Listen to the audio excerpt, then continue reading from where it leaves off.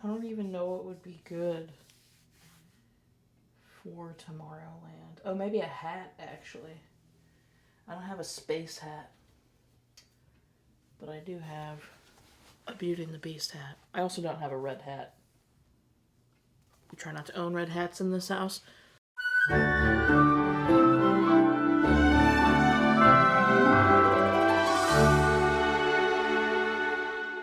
Welcome back to Ever Disney Movie Ever. My name is Jess and I'm watching Every Disney Movie Ever. Today I'm going to be talking about Tomorrowland. Tomorrowland is a 2015 theatrical release about a girl named Casey who is introduced to another dimension of beautiful, futuristic Tomorrowland type stuff, and she discovers that she is the only person able to save the world.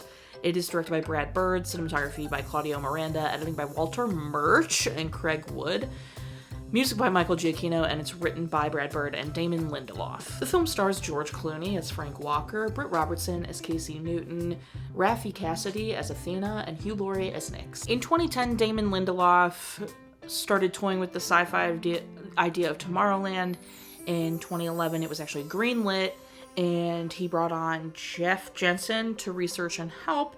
He looked into the Walt Disney Company's history and Walt Disney's obsession with like futurism, utopia, innovation, etc. In 2012, Brad Bird was brought on to help write with Damon Lindelof and then also direct. They kind of landed on people's visions of the future used to be like so bright and happy and hopeful, and since has fallen and become much more like dark, depressing, apocalyptic. In 2013, Clooney, Robertson, and Laurie were all cast. I don't think Raffey Cassidy was cast yet. In January 2013, Brad Bird tweeted a picture of a box labeled 1952 with a bunch of Disney contents in it, but he didn't reveal the contents until August of 2013 at D23. Some stuff was cut. In the original version, Brad Bird and Damon Lindelof kind of included Walt Disney's involvement with Plus Ultra, the like group that Nikola Tesla, Jules Verne, Eiffel, and Edison were all like created and part of, and they like included a whole section about how Tomorrowland in Walt Disney, well, in Magic Kingdom, is like a cover-up for a way to get to Tomorrowland and like gear people away from the fact that Tomorrowland is real.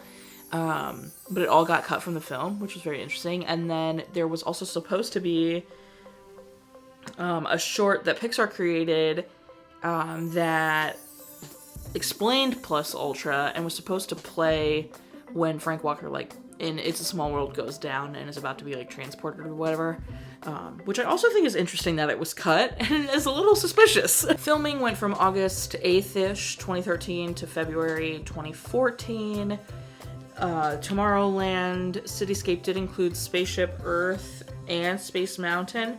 The opening logo, like the Walt Disney Castle opening logo, they did in fact use the Tomorrowland skyline instead of the Disney Castle. And then Industrial Light and Magic actually did most of, if not all of, the VFX. And then Judy Greer's role, I don't know if anyone notices, but right at the beginning when you are seeing Britt Robertson as a child naming all the constellations, Judy Greer is in the footage, and then she's not in the movie again. Apparently she was in the movie again, but her role was cut to basically nothing for runtime purposes. The film had a $180 to $190 million budget and made $209 million in the box office, which is so bad. It's so bad. That has to be considered a huge bomb.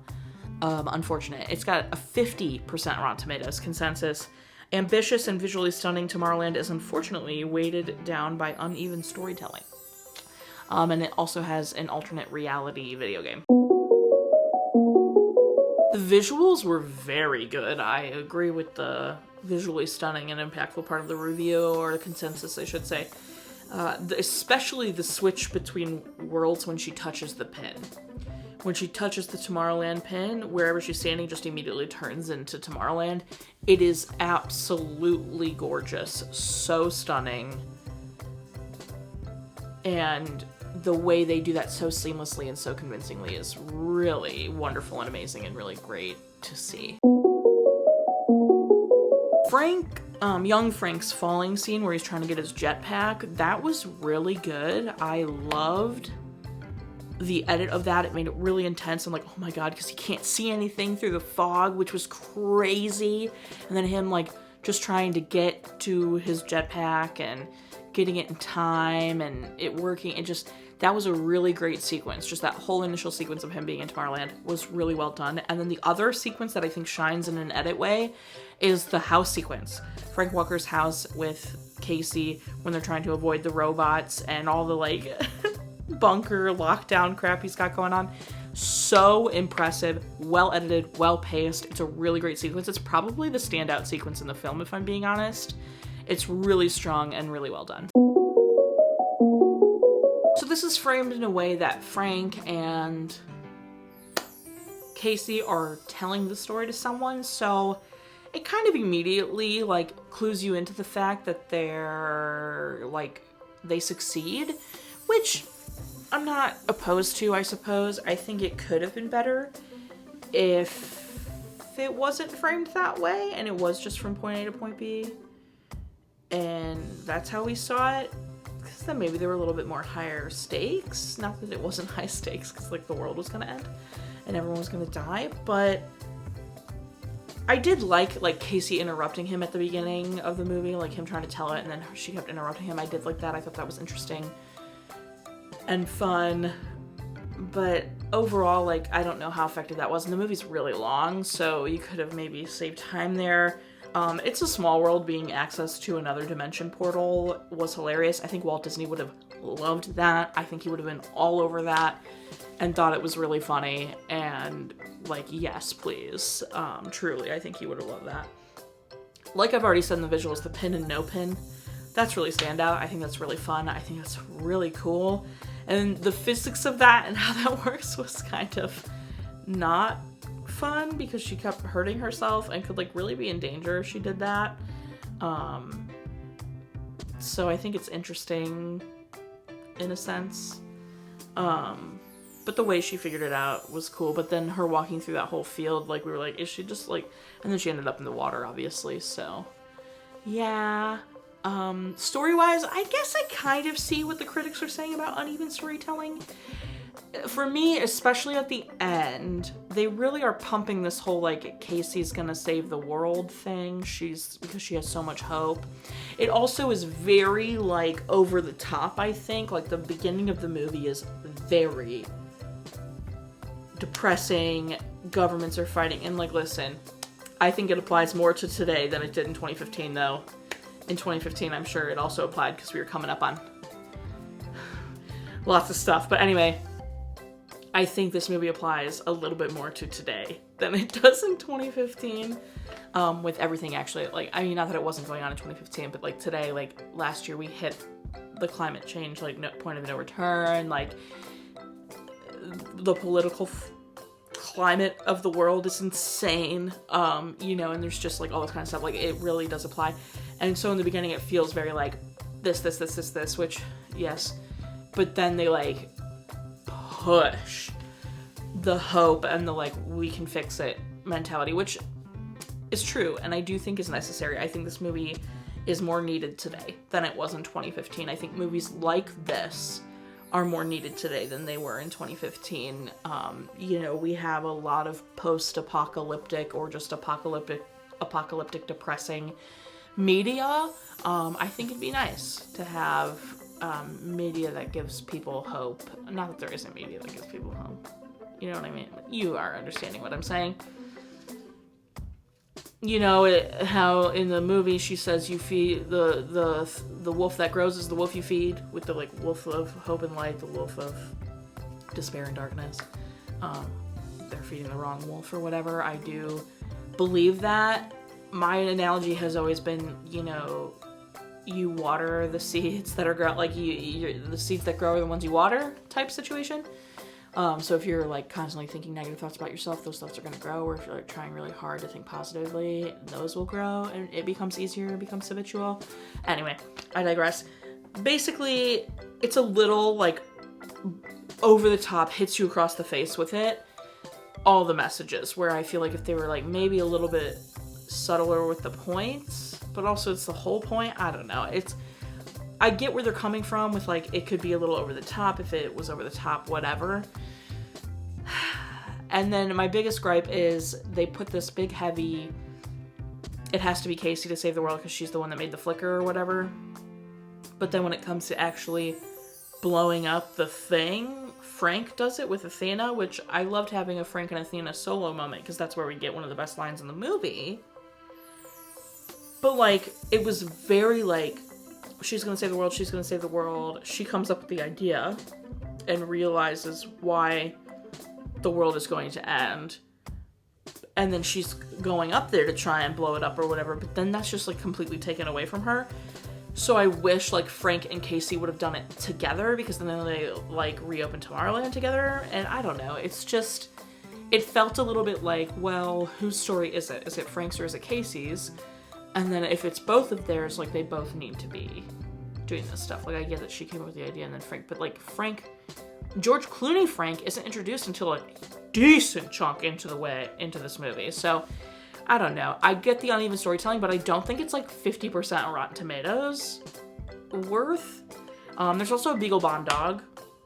You don't get a lot of Beagle Bomb Dogs, which was really fun. I've already said the entire house sequence was amazing. I loved the house sequence. I thought it was very fun. I thought George Clooney and Britt Robertson both did a really great job in that scene. And then my favorite line in the movie is definitely Athena right before she blows up the thingy. And it's, Frank, you know why you can never make me laugh? Because you're not funny. That was so good. I actually laughed out loud to that. So shout out to Athena for being that funny. But yeah, overall, like, I had fun watching this. I did see this in theaters back in 2015, and I was a little underwhelmed. So I went into this kind of with like oh, this movie isn't that good, and came out with like what was I on? Like, this movie is actually very decent. It's a fun little adventure movie. It's got a really beautiful message. Like, yeah, they hit you over the head with it, but it's still a beautiful message. So I liked this a lot better than the first time I saw it, and I would definitely like watch it again. Like, it was good. This is obviously a stacked cast. We had Judy Greer get cut, which is crazy because it's Judy Greer. We've got Britt Robertson of Avalon High Decom fame. And then obviously we got George Clooney, which is crazy. Hugh Laurie was very exciting for me. That's a big pull. I did not remember he was in this. And then another really exciting one for me was Kathryn Hahn. We love Kathryn Hahn. Love to see her be her dorky self. And then I love that Keegan-Michael Key was in it as well. Very fun. And that they were like robots. That was good. And then shout out to the dog actors in this. The Beagle Bomb Dog and then that hologram German Shepherd. Gorgeous. Beautiful. Did a great job. We love to see it. My favorite part is probably the end or the house sequence. Both are very good. I like those a lot. My least favorite part is just probably the reminders of the horrific state of the world. Like, it's a bit rough. It's a bit rough. I wish I wasn't on this timeline. I wish I was in Tomorrowland, for sure. I just don't know if I'm smart enough to be in Tomorrowland. But I would try my hardest. I would really try, I promise. Recommend? I would, actually. If you saw this in theaters in 2015 and came out a little underwhelmed, I'd say give it a second shot. It's way better than I remembered. It's not like, you know, the greatest futuristic fun adventure film ever, but like, it gets the job done. I had a great time. It was fun. Watch again? Probably. Like, I wouldn't say no. I don't know if I necessarily am going to be like, you know what I feel like watching? Tomorrowland. But I wouldn't put it past myself. Because, like, it's not emotionally hard to watch, which sometimes when it's, like, not emotionally hard to watch, I like to throw those kinds of movies on. So I might watch it again. Specific moments. I would love to see more details on how the dimension traveling was working and the teleportation to the Eiffel Tower was working. I would have loved to see the Plus Ultra sequences with Walt Disney, like the Walt Disney stuff, and I would have loved to see the Plus Ultra short from Pixar. I feel like that would have been really interesting to see. And like I've already said, it wasn't nearly as underwhelming as I remembered. I had a very nice time watching this. That's going to be everything for me. My final rating is 7 pins. I gotta do pins, right? 7 pins out of 10. Our total movie count is. Parent death toll and cry count are still the same. I don't think they say anything about parents dying anywhere, so Prioritize following the correct count are the same. If you want to keep up with what movie I'm watching when, follow me on all socials. You'll find out movie I'm watching when. I put out videos every Monday and Friday and sometimes Wednesday. Join Patreon. I got a tier starting at just $1. You get every video a week early, a coupon code for merch. No. Every video a week early. I'm still working on the coupon codes and the exclusive merch. But every video a week early. It's just $1. And then here's really daily trivia. You get bonus content, monthly postcards. Someone suggested watch-alongs, like I watch the movie and like react in real time. And on Patreon, I don't think that would actually technically be an issue because it's not like that. But I don't know. That could be like a copyright problem, so I'd really have to look into that. But I'm not opposed. I know people like when I watch along on a live stream, but that one is like you can't hear the movie or anything. I just tell you guys where I am, which is fun. So, but I haven't done one of those in a long time. Maybe I should. Otherwise, buy merch. Merch is great. Merch is grand. Don't forget I have a new merch shop, so go check it out. It's really nice quality. Prints really well. A lot more color options, so go check it out. If there's anything you'd like to see me create, let me know. Until next time, comment, like, and subscribe, but I'm not in charge of your life. You are, so you, and don't be, I'd say nix about it, I guess. I forgot I need mascara still.